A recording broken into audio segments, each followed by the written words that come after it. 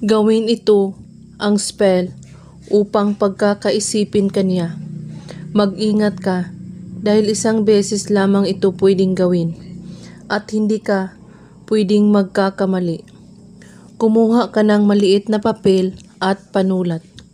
Hawakan ang papel gamit ang dalawa mong kamay at ipasa ang inyong enerhiya sa papel na para bang ipinapasa mo ang inyong aura pati na rin ang informasyon ng kanyang itsura.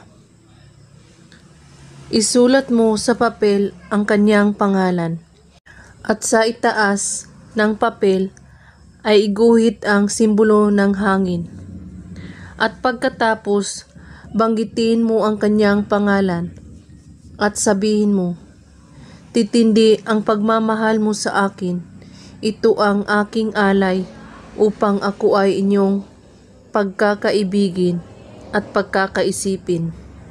At pagkatapos, pahiran mo ng pawis ang papel at saka mo ito ibaon sa lupa.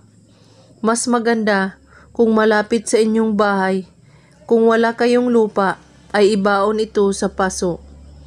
At kung wala kayong, pwede mo itong sunugin at isaboy sa hangin.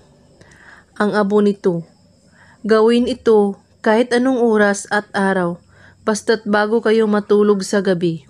At kailangan, kapag gumawa kayo nito, buo ang inyong paniniwala at walang ibang iniisip at pagdududa. At kung may katanungan po kayo ay magko-comment lang po sa baba. Maraming salamat sa panunood. May God bless us all.